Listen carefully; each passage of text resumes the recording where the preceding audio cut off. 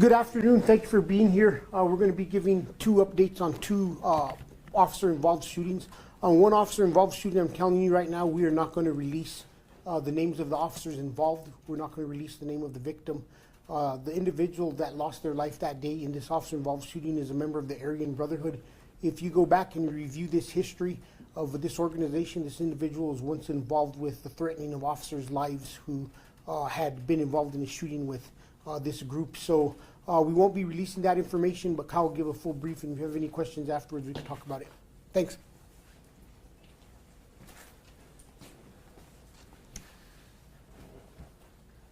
My name is Commander Kyle Hartsock of the Criminal Investigation Division, who oversees the multi-agency task force, which investigates all of our officer-involved shootings.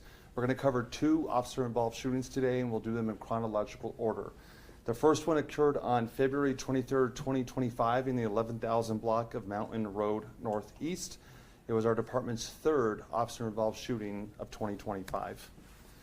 This critical incident community briefing will provide information about a male who was being placed into custody for domestic violence, who then ran from officers, armed himself, and made threats to shoot the officers, which resulted in an officer-involved shooting.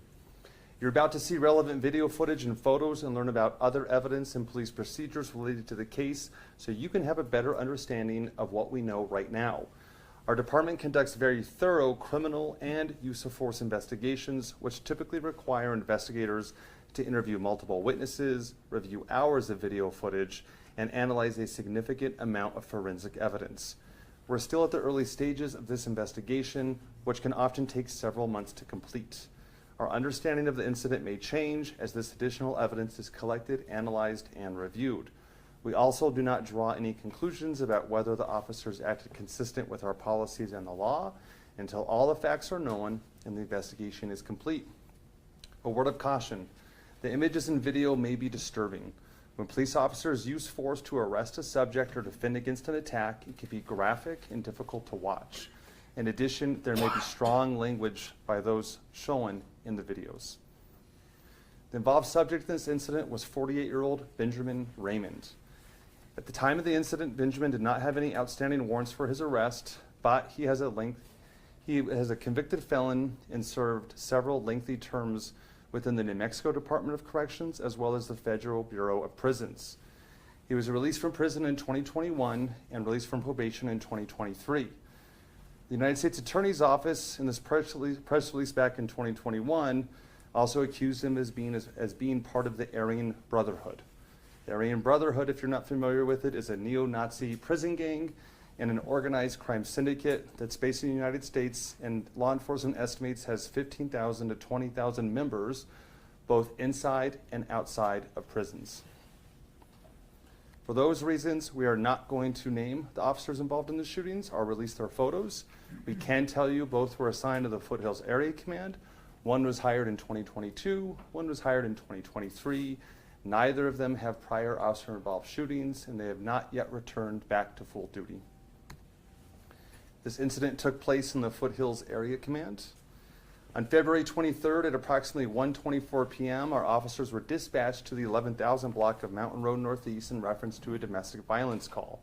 The caller stated that her significant other had battered her the night before, and she had come back to move things out of the house today, and he had attacked her again.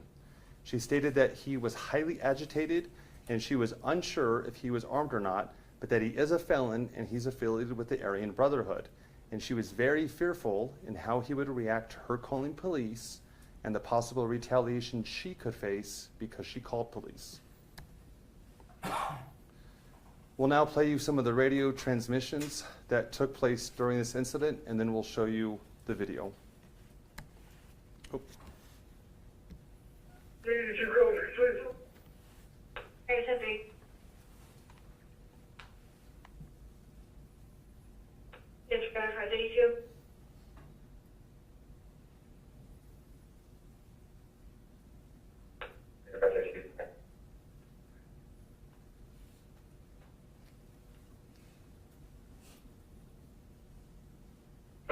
Where does that unit need code at? 11605 Mountain Road. 32 on 116 Mountain Road Northeast.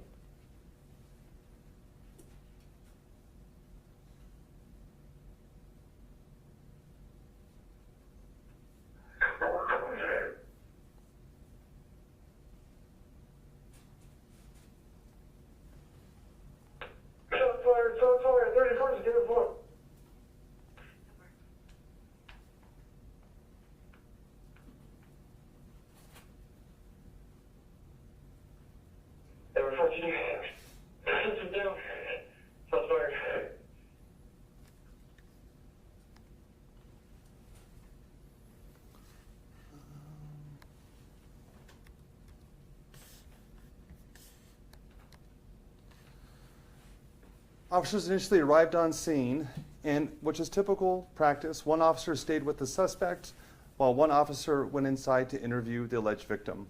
We'll first play you just some of the interaction with the officer who stayed outside with the suspect. The shooting does not take place in this video. So, what's going on? Because we just got a call from Victoria. Why? She's moving out. She's drunk. Just let her go. I'm leaving. I'll just go through the mail, getting her stuff out here. I'm trying to. I don't want to be involved with none of this. Do you know what I'm saying? I'm good. She can leave.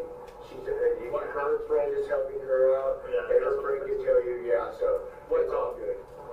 So today, like, why did she call us? Nothing happens. I'm over here get all her shit out of here. She's freaking out. I don't know, man. I don't know. I say that's her. Why she freaked That's her because she's a, I don't know. Did anything physical happen between you both? No. Okay. Were there any threats made? You or her? No, I don't have to spread her. Just stand by, okay, with me. My partner's just gonna talk with her, and then. This is tough, man. I'm like, she just is like talking to me. Do you have any weapons or anything in that truck? No. Alright, just I just got to cover my first speaker. put those things and then just stay out there for me, okay? When the arrest decision was made, the officer who interviewed the victim came outside and joined the other officer, and then they told the suspect he was under arrest. The suspect immediately fled on foot, but was quickly tackled in the street. During a struggle to handcuff the suspect, his right arm was handcuffed, but he was able to keep his left arm pinned underneath his body. The officers were not aware at this point that the suspect had a gun concealed in a holster in the front of his waistband as the struggle started. The suspect started to alert the officers that, quote, he didn't want to do this. The officers then observed he had a gun in his left hand. They told him to let it go. The suspect then stated that if they let him go, he, quote, would not shoot. He also told the officers, quote, if you make me, I'll do this. He also shouted, shoot me. As they continued to struggle, the suspect got his right hand back underneath his body and possibly onto the gun.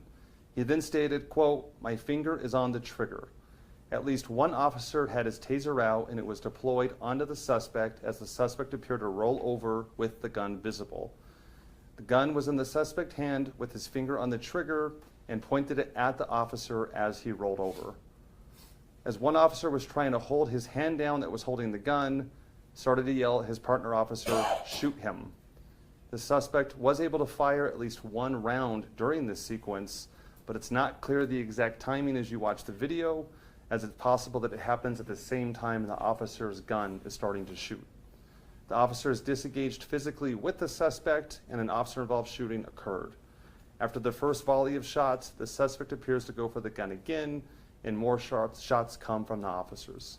We have both their videos, so we'll play them one after the other. Here's the view from the officer who was inside with the victim, walking out and telling the suspect he's under arrest.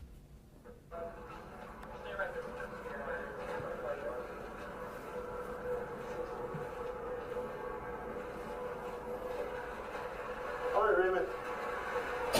What's going on, boss?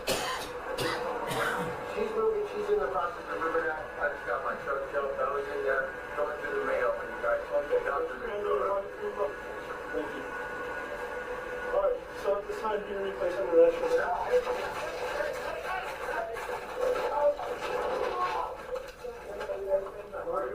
Raymond? Please don't make me sign. Please don't make me. Hey guys, let me go and I'll stop. Let me go and I'll stop. I don't want to do this. Do what, I Raymond? don't want to do this, man. Why are you guys what, doing Raymond? this? Why are you guys doing this? Hey, Victoria! Help me! Guys! Hey, let me go. I didn't do nothing, man. I didn't do nothing. I didn't do anything. Stop! Help! Help! Stop! Help!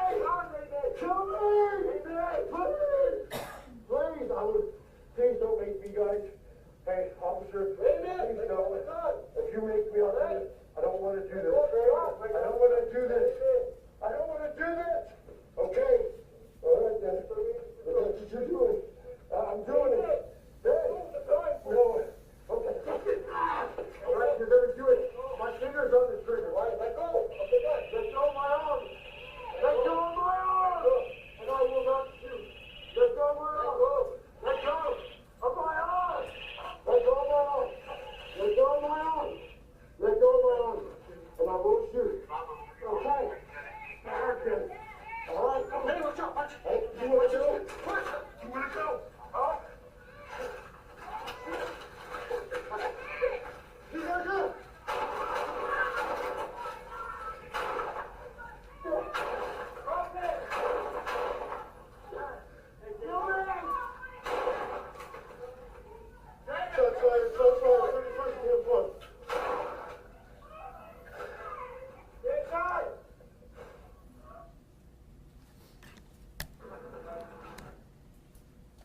And this is the OBRD of the same fight, but from the other officer's vantage point. All right, so this time you recess under action.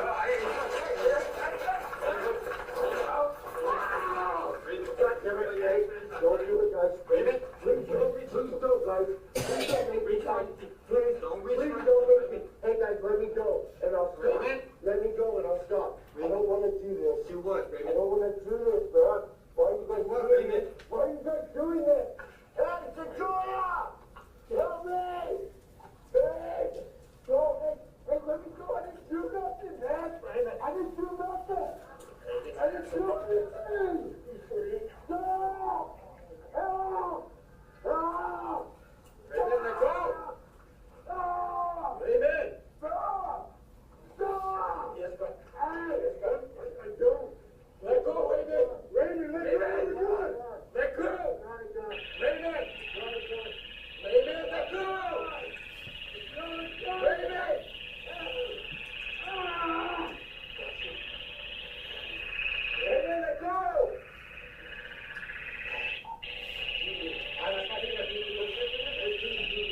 Raymond, let go.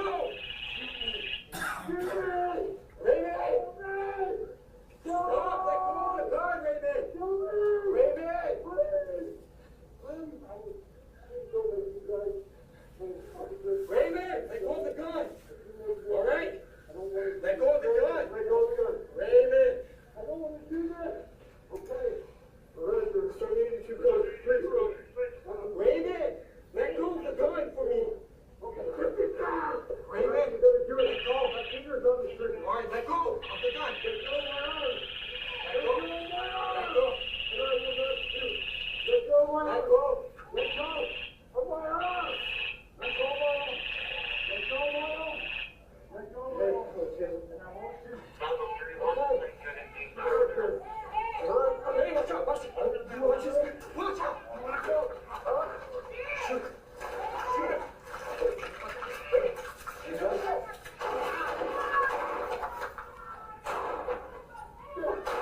Drop it. Hey, get cover. Raymond, drop the gun. Get inside.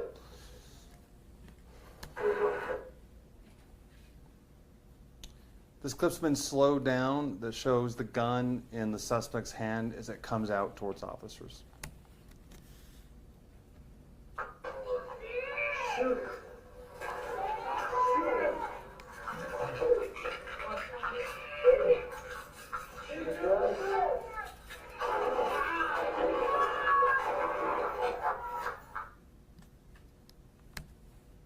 This is a still shot from the OBRD. This is from the vantage point of that first video you saw, which shows he actually gets that right hand out. The gun had just went across the officers, and it's now kind of behind him, but you can see he has a strong grip on it, and his finger is on the trigger. This is another still shot from our OBRD, which shows that firearm in his hand. This is from the slow-mo video you just saw. Still has a firm grip on it, finger on the trigger. The officer is still trying to control his hand to keep that gun out of a dangerous position. This clip is from a different officer's OBRD who did not fire. This is one of the backup officers that responded, which shows officers placing the suspect in the handcuffs and begin to render aid. You can also see the gun laying next to him as they approach. Here, why don't you guys get behind us? Okay, all right. You guys get behind us. All right, take a deep breath. All right, you're up. Yep. All right, let's go. Albuquerque, please don't move. Because everybody's right hand. Forward.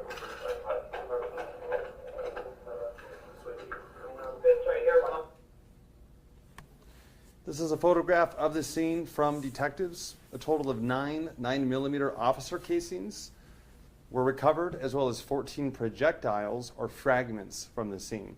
Fragments, sometimes the rounds split up into multiple pieces.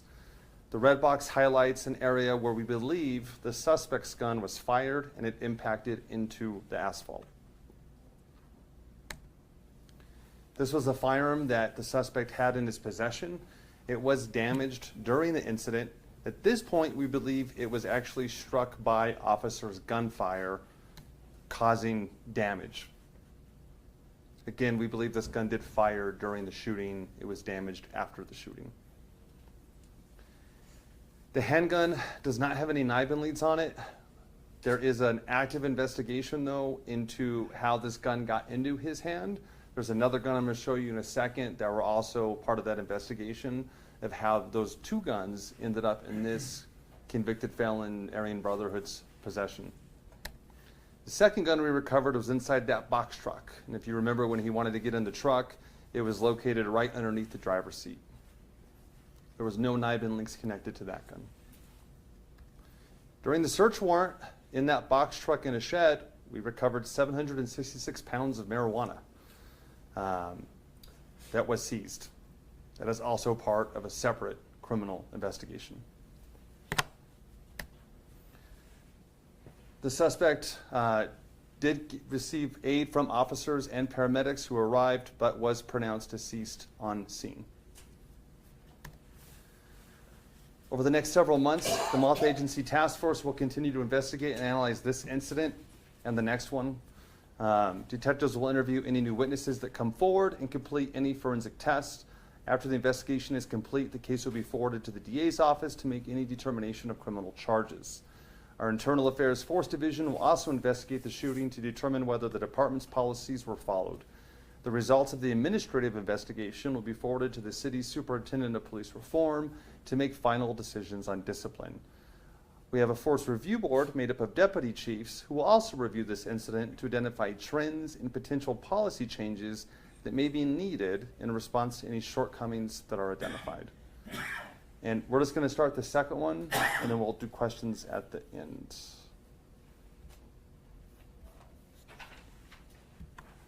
The second shooting took place on February 28th, 2025 in the 12,000 block of Montgomery Northeast, and it was our fourth officer-involved shooting of the year. In this briefing, we'll talk about a welfare check for a male subject. When officers made contact, he pointed a firearm at them, which resulted in an officer-involved shooting. The officer involved in this shooting was Officer Jonathan Barella. He was assigned to the Foothills Area Command and hired in 2021. He has no prior officer-involved shootings, and he has not yet returned back to full duty. The subject that was shot by police was 67-year-old David McElvain of Albuquerque. This incident also took place in our Foothills Area Command. On the morning of February 28th of this year, Albuquerque Community Safety, or ACS, responded to the 12,000 block of Montgomery Northeast to an apartment for a welfare check. A supervisor of the involved subject, who worked at a local hospital, called into police and said that a male subject who worked for her, David, had texted her to call out sick. In that text conversation, she told him that he needed to meet with the Employee Assistance Program the next day. David replied back saying the statement that caused the supervisor to believe that he was going to cause harm to himself. ACS arrived at the apartments at approximately 8:42 in the morning and knocked on the door with no response. The ACS worker later on, when we interviewed her, said that she had a weird feeling, and quote, "So after gathering all the information, I called back my supervisor and I said, you know, I'm really not comfortable with just closing out this call and leaving it. I think we should go ahead and hand it over to the police department." She asked her supervisor to have APD assist at about 9:01 a.m. APD officers were dispatched at 9:16 a.m. and at 9:43 a.m. the shots fired call went out. This is a clip with Officer Barella's OBRD as he met with the ACS workers to get briefed up on the situation.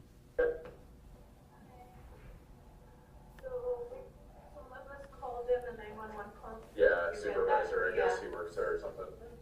He's only been there He has an attendance issue, is what she said. Okay. He had made some direct suicidal statements. He won't answer for us. He is in there. His truck is at Nissan. I had RT60 log on. A neighbor also, we spoke with the neighbor, and she was like, he's weird, like in the middle of the night, he had me, like come outside, and he was somebody that wasn't in there, and I wasn't sure if like, he was trying to like lure me into his apartment or what. Okay. She was like, I think he's weird. He is an older male. We did talk to his emergency contact, which is ex-wife from Kentucky. Yeah. She said that he hasn't been with her for 20 years. He's actually widowed, he married somebody else, but he's been depressed since Christmas time. I guess they have 2 girls together, and the 2 girls doesn't want to have much to do with him, is what she told us. But we can't get him to answer for us. Did the supervisor say like what specifically was mentioned by him this morning? Her number is on there. She said that he had told her that he wasn't gonna make it till tomorrow, because I guess they were encouraging him to come back in. And he said, well, I'm not gonna make it till tomorrow to go back in. Okay. Cool. All right. And then he called one more time, and I guess his speech is pretty slurred. I couldn't get any medical diagnoses from the ex-wife other than possible diabetes. Okay. Yeah, I tried calling him too when I was waiting.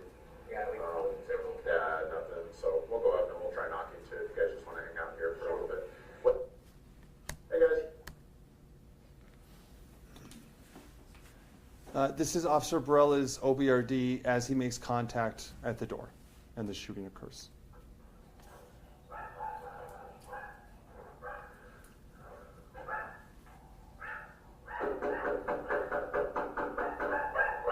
David, Albuquerque Police Department.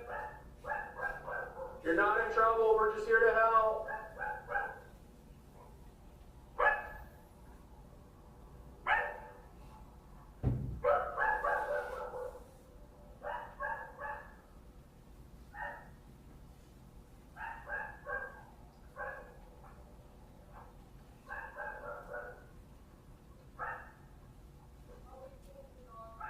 Okay. David, Albuquerque Police Department. If you need help, make your presence known.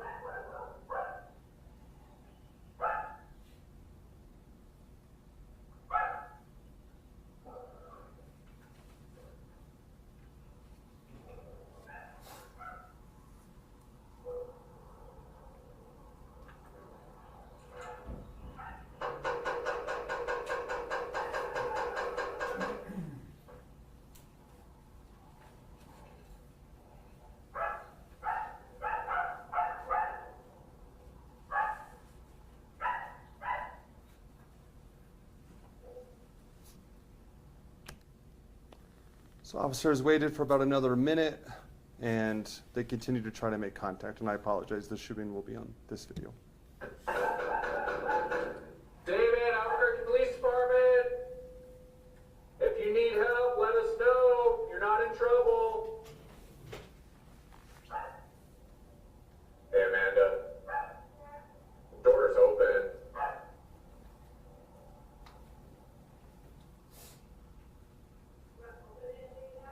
Yeah, you guys just want to come up here?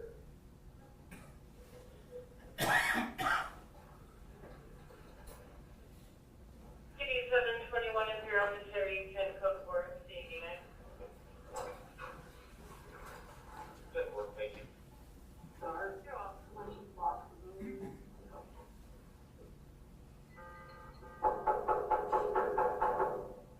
David, police department!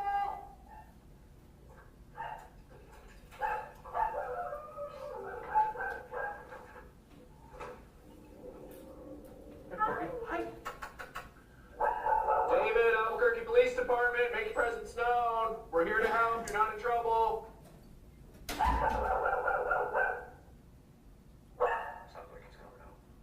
Hi, David. I'm Officer Jonathan Barello. Hey, put the gun down. Put the gun down. Put it down, David.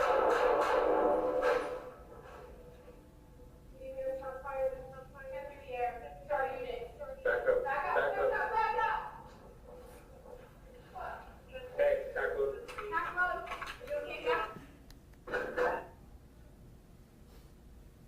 up. Other units came to assist. This is video of those units making entry into the apartment to check on David and make sure it was safe. You will hear a flashbang diversionary device in the beginning part of the video.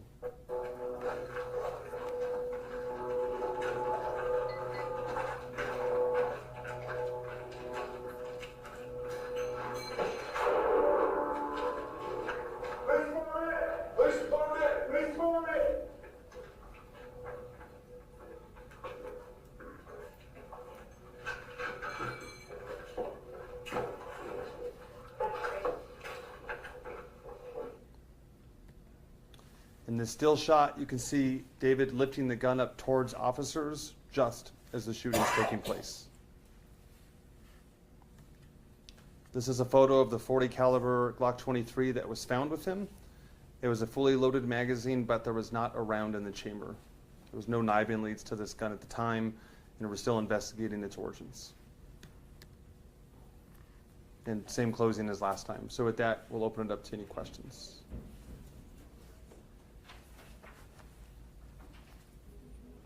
Yes. Back to the mountain call. Was there previous calls to that house? Nothing. Nothing in the recent history, at least. Real-Time Crime Center logged onto the call and didn't have any recent history to report.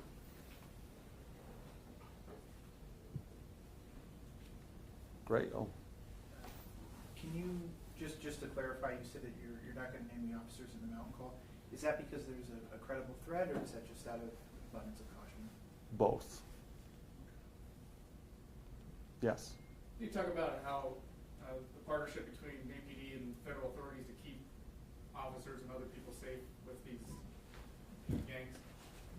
You know, shortly after this, actually that evening after I left the scene, I spoke to FBI, and FBI is assisting us in making sure that any intelligence they may have in this case is carried over to the Albuquerque Police Department. Any other questions?